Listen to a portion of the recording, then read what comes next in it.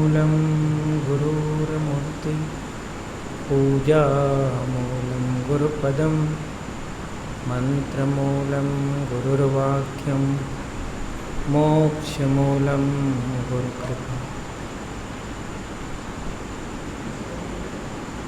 नमो नमो गुरुदेव को, नमो कबीर सकृपाल, नमो संत शरणागति सकल पाप क्षमा।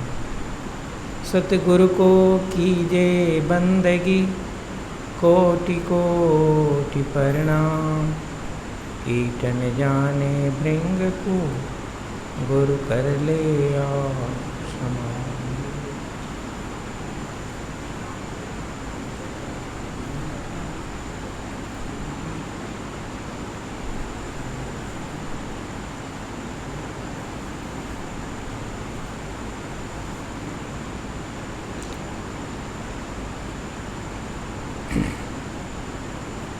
सद्गुरु के पावन दरबार में आप सब उपस्थित संत समाज दूर जगह से बैठकर इस सत्संग का दर्शन लाभ ले रहे सभी प्रेमीजन, संत मान साहेब, जिज्ञासु, हम सब साहेब के इस पुण्य भूमि में लहरतारा धाम में ये सत्संग का विशिष्ट आयोजन है चतुर्मास का, जिसके क्रम में सद्गुरु कबीर साहेब के अनमोल वाणियों को श्रवण करते हैं संतों के द्वारा।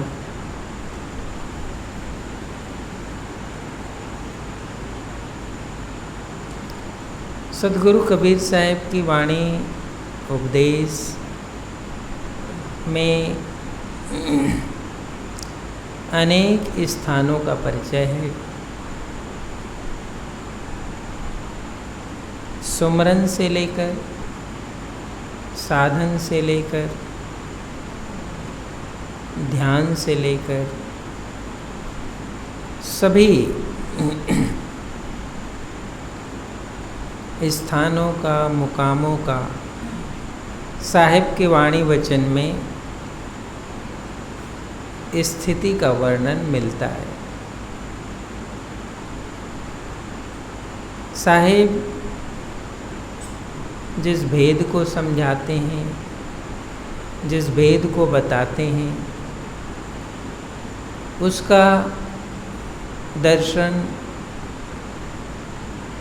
उस रूप में आपको प्राप्त होता है।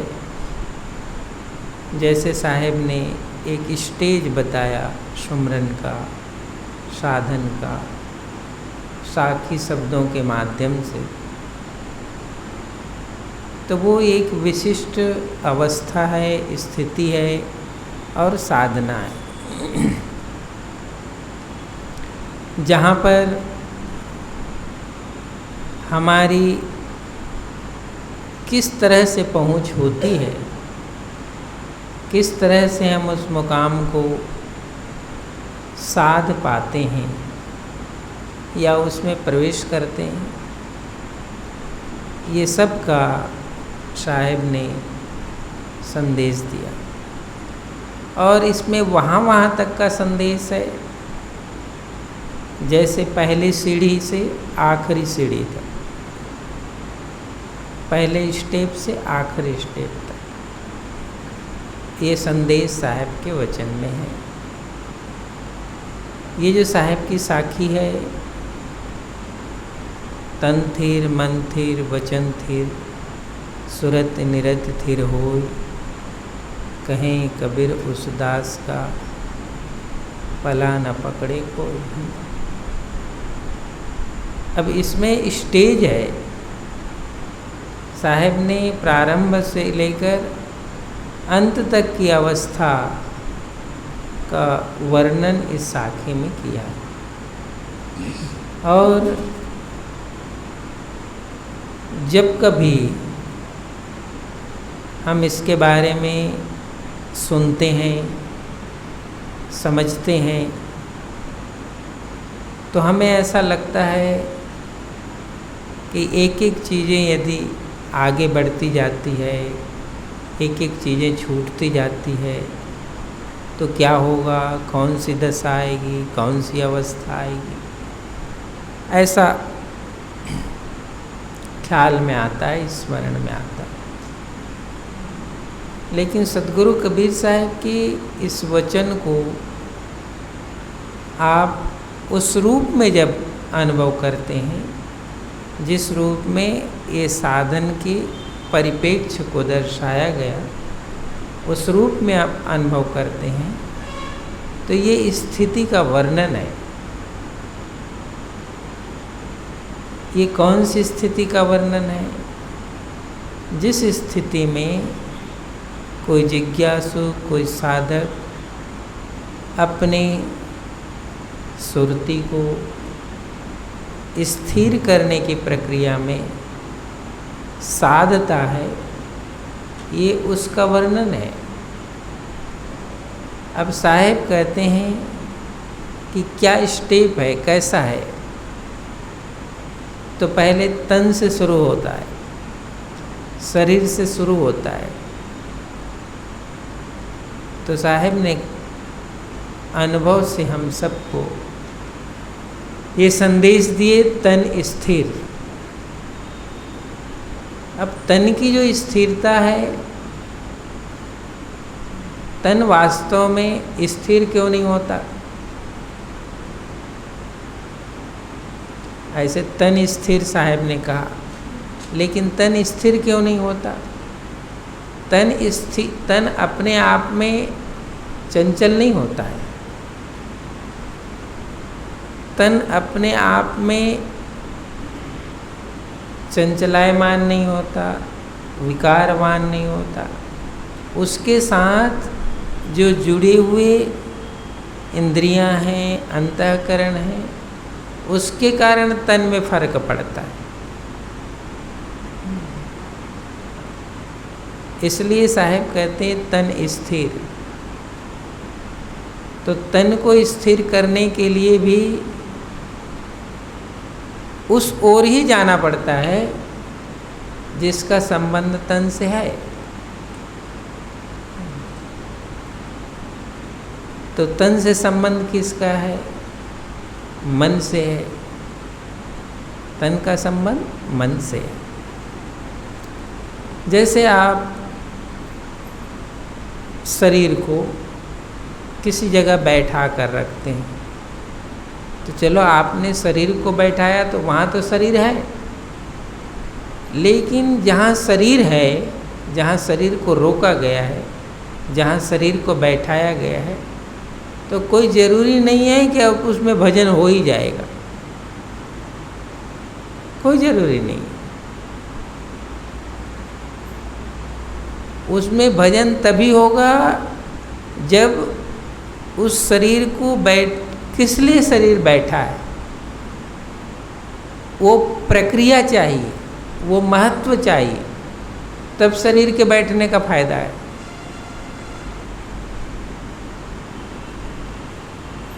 लेकिन शरीर को साधने के लिए इसलिए कहा गया कि शरीर को साधने से एक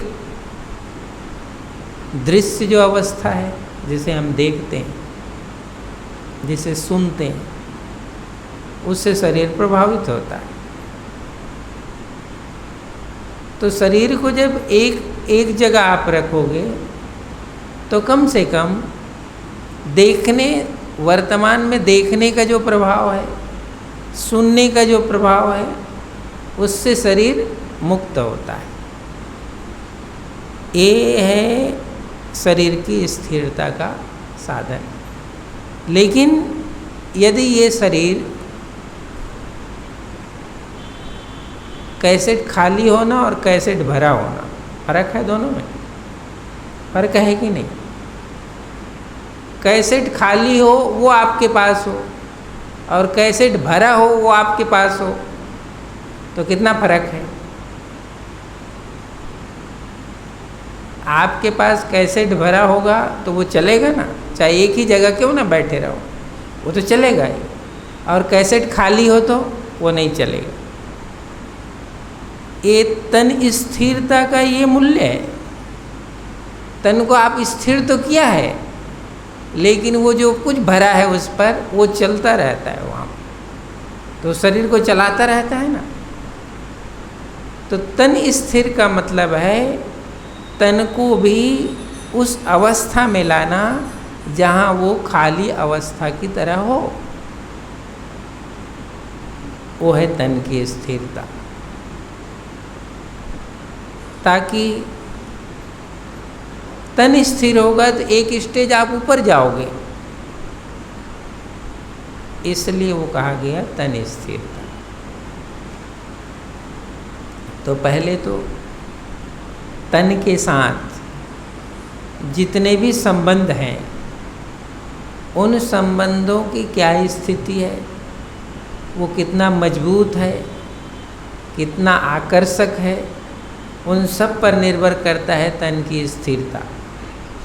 वो तन तभी स्थिर होगा। साहब कहते तन थिर, मन थिर।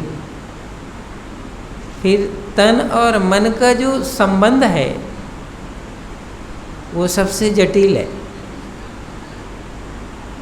तन स्थिर, फिर साहब कहते हैं मन स्थिर। तन स्थिर भी हो जाएगा और मन स्थिर नहीं है तो तन को वहीं डुलाता रहेगा, वो वहीं हिलाता रहेगा जहाँ तन बैठा है। इसलिए उसका तन जल्दी स्थिर हो जाता है जिसके मन में स्थिरता होती।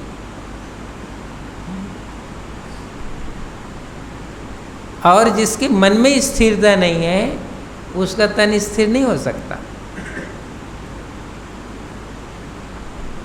तो साहब कहते हैं तन स्थिर होना।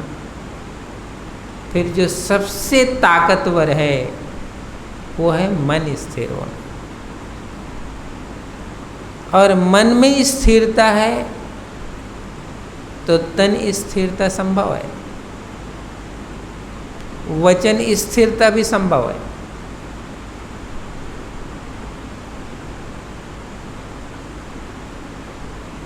फिर आगे दो जो है वो सुरति और निरति। ये जो है अब ये साधन की प्रक्रिया है। मन के साथ जो संबंध था शरीर का, तन का और वचन का, यदि मन केंद्र बिंदु पर है, ये दोनों के बीच में है, शरीर और वाणी के बीच में मन है। मन शरीर के अनुकूल और वाणी के अनुकूल, क्योंकि ये मध्य में है। यदि ये स्थिर होता है तो तन सहयोग कर देगा, वाणी भी नियंत्रण में हो जाएगी। तो ये तीन जो धारा है, शरीर का, मन का और वचन का, ये समझो ये वर्तमान लेवल की धारा है, जिसको हम प्रारंभिक अवस्था कह सकते हैं। जिसको आप ऐसे समझो ये स्थूल अवस्था का लेवल है, ये स्थूल अवस्था का साधन है। शरीर, मन और वाणी को स्थिर अवस्था में लाना, ये स्थूल अवस्था का अभ्यास। लेकिन जो सुरति और निरति कहा गया है ये सूक्ष्म अवस्था का अभ्यास है, ये स्थूल अवस्था नहीं है, ये सूक्ष्म अवस्था है। लेकिन ये सूक्ष्म अवस्था की सुगंधी उठती है ये तीन स्थिर अवस्था से, शरीर, मन और वाणी। वाणी तो बहुत कम मूल्यवान है इस साधन में, मन और शरीर स्थिर हो जाएगा तो वाणी में स्थिरता आ ही जाएगी। लेकिन जो सुरति है वो असली साधन की वो अवस्था है जिस सुरति को ही आगे की यात्रा करनी है। लेकिन साहब का ये संदेश है कि शरीर, मन, वाणी की सूक्ष्म मध्य से ये सुरति स्थिर होगी। जैसे चंदन का वृक्ष होता है, चंदन का वृक्ष जितना बड़ा होता जाएगा, चंदन के बीज से सुगंधी पैदा होती है। अगल बगल से सुगंध नहीं होती है चंदन में, उसके सेंटर से सुगंधी पैदा होती है और सेंटर से ही चलती है ऊपर। ऐसे ही शरीर, मन ये सेंटर है, इस सेंटर से ही सुरति चलेगी। तो ये जो आधार है शरीर और मन का, इस आधार से सुरति चलने वाली है, ये साहब कहते हैं। और वो सुरति जिसको साहेब ने अलग अलग मुकाम बताए, वहाँ से होकर वो गुजरती है। तो जितना जिसको परिचय है उस परिचय से वो चलेगी। जितने मुकाम है, जितने घट है, जितने साधन है, उस परिचय से वो सुरति चलती है। इसलिए साहिब कहते हैं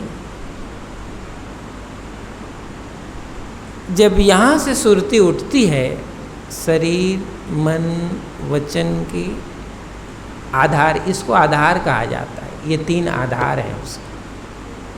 इस तीन आधार से सूक्ष्म सुरति उठेगी और वो सूक्ष्म सुरति जब आगे चलती है तो शरीर, मन ये दो विशिष्ट है। वचन का तो केवल थोड़ा सा संबंध है इसमें। शरीर और मन, जब ये सुरति आगे चलेगी, जितनी सुरति आगे चलेगी उतना ही मन और शरीर का जो संबंध है वह मालूम नहीं होगा। संबंध जरूर है लेकिन वो ताकत स्मरण नहीं होगा कि ये शरीर से चलिएगा।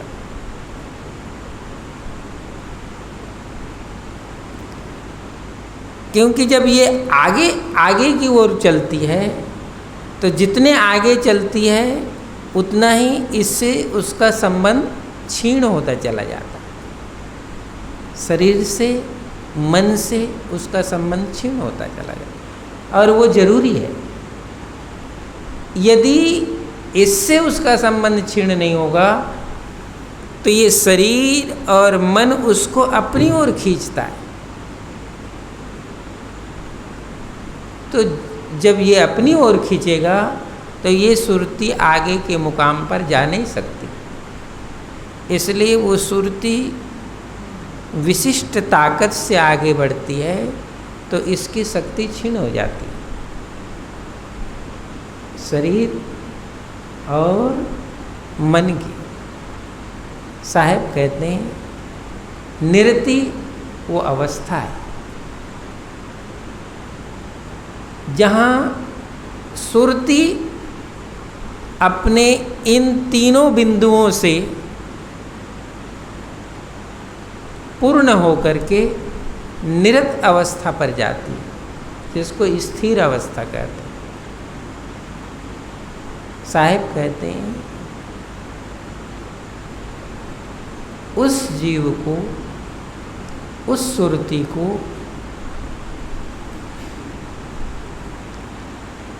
काल का प्रभाव नहीं होता उसमें। क्योंकि काल के प्रभाव से वो बाहर जा चुका है। इसलिए ये साहेब कहते हैं तन थीर मन थीर वचन थीर सुरत निरत थिर होय, कहें कबीर उस दास का कल्पना व्यापे सोय। वो कल्प उसको व्यापता नहीं। ये है सद्गुरु ने जिस सुरती को सतलोक का मुकाम बताया, वो सुरती है। क्योंकि साहब ने कहा है सुरति से देख ले वो देश। आँख से देखो कि मन से देखो कि शरीर से देखो नहीं कहा, सुरति से देखो। तो ये सुरति जब वहाँ ठहर जाती है तो मन वचन कर्म इससे उसकी क्षीणता हो जाती है। इसकी ताकत अब उस सुरति को नीचे लाने की नहीं है। और जब तक शरीर में ताकत है, मन में ताकत है, उस सुरति को नीचे लाने का ये भवसागर शुरू ही रहेगा। ये भवसागर जारी रहेगा, क्योंकि सुरति वापस आ रही है।